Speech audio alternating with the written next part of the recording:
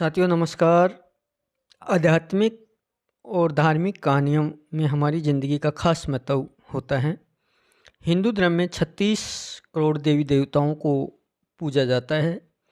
हर देवी देवताओं को अपनी खास शक्ति के लिए माना जाता है। जैसे लिए धन की देवी लक्ष्मी, बुद्धि की देवी सरस्वती, बल के देवता हनुमान आदि। हर देवी देवताओं में इन शक्तियों के पीछे सारी आध्यात्मिक कहानियाँ होती हैं, जिनमें हम बहुत कुछ सीखकर हमारी ज़िंदगी को और बेहतर बना सकते हैं। तो आज की जो कहानी हम लेके आए हैं वो है सबरी की परम भक्ति। कि सबरी ने ऐसी कौन सी की जिससे वो राम के लिए हो गई। तो सबरी भगवान राम की परम भक्ति और वह सबर जाति की एक भोली भाली लड़की थी। सबर जाति के लोग देखने में बहुत कुरूप होते हैं, लेकिन सबरी इतनी कुरूप थी कि सबर जाति के लोगों ने उसका तिरस्कार कर दिया था। सबरी के माँ बाप ने सबरी को बहुत चिंता होती थी कि वो दिन रात बस इसी चिंता में डूबे रहते थे कि आखिर सबरी के वैवाहिक जीवन का क्या होगा। आखिरकार सबरी के माता पिता को सबर जाति का एक योग्य लड़का मिल गया और माता पिता ने रात्रि में सबरी का विवाह उससे कर दिया। रात्रि में ही विदा कर दिया। उन्होंने डर था कहीं लड़का सबरी को देखकर विवाह के लिए इनकार न कर दे। सबरी अपने पति के साथ रात्रि में ही निकल गई। आगे आगे सबरी का पति चल रहा था और पीछे पीछे सबरी। चलते चलते वो दंडक वन आ पहुँचे। वहाँ उन्होंने सुबह हो गई। लड़के ने सोचा देखूं तो सही मेरी स्त्री कैसी दिखती है। लड़के ने पीछे मुड़कर देखा तो सबरी कुरूपता देखकर वह डर गया। उसे लगा यह तो कोई राक्षस कुल की है जो मुझे यहाँ खा जाएगी। यह सोचकर लड़का सबरी को वहीं छोड़कर भाग गया।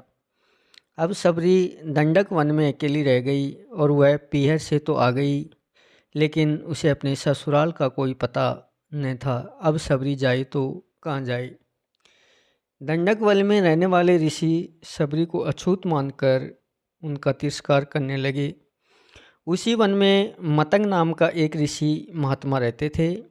महात्मा ऋषि को सबरी को देखकर उस पर दया गई। उन्होंने सबरी पर कृपा कर उसे अपने आश्रम में रहने को शरण दे दी। दूसरे ऋषि मुनियों ने जब यह सब देखा तो उन्होंने इस बात का बहुत विरोध किया कि उन्होंने एक कुरूप और अछूत जाति की लड़की को अपने आश्रम में शरण दे दी है। लेकिन मतंग ऋषि ने किसी की भी बात नहीं सुनी। उन्होंने प्रेम से सबरी के सर पर हाथ रखा और कहा, बेटा तुम घबराओ नहीं। जैसे कोई पुत्री अपने माँ बाप के पास रहती है वैसे ही तुम मेरे पास रह जाओ।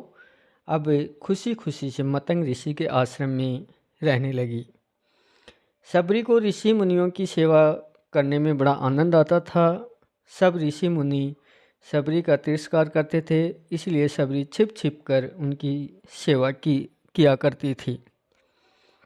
रात में जब सब सो जाया करते थे तो सबरी रात में ऋषियों के स्नान के लिए पंपा सरोवर जाने वाले रास्ते को जाकर बुहार देती थी। जहाँ कंकड़ पत्थर पड़े रहते थे उन्हें उठाकर वहाँ बालू बिछा देती थी। ऋषियों के लिए ईंधन लाकर रख देती थी। अगर कोई सबरी को देख लेता तो वह डर के मारे भाग जाती। उसे डर था कि कहीं मेरी छाया ऋषि मुनियों पर पड़ गई तो वह अशुद्ध हो जाएंगे। बस इसी प्रकार ऋषि मुनियों की सेवा उसका समय बीतता गया। आखिरकार एक दिन वह समय भी आ पहुंचा जो सबके लिए अनिवार्य है। मतंग ऋषि का समय छूटने का समय आ गया।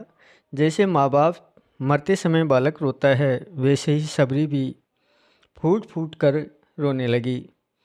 रोने के सिवाय वह कर भी कह सकती थी। मतंग ऋषि ने सबरी को अपने पास बुलाया और कहा, बेटा तुम चिंता न करो, एक दिन तुम्हारे पास भगवान राम आएंगे। बस इतना कहकर मतंग ऋषि अपना शरीर छोड़ दिया। अब सबरी दिन रात भगवान राम की प्रतीक्षा करने लगी। रात में किसी जानवर के चलते से पत्तों की खड़खड़ाहट होती तो सबरी बाहर आकर देखने लगी कि कहीं भगवान राम तो नहीं आ गए हैं। यह प्रतिदिन कुटिया के बाहर फूल बिछाती और तरह तरह के फल लाकर रख देती। फलों में बढ़िया बढ़िया फल राम जी के लिए चक्कर रख देती। फिर राम जी नहीं आते तो अगले दिन फिर नए फल ले आती। राम जी को भोजन कराने उसके मन में बहुत उत्साह था। प्रतीक्षा करते करते एक दिन सबरी की साधना सफल हुई और मतंग ऋषि के वचन सत्य हुए। भगवान श्री राम सबरी के कुटिया में पधारे।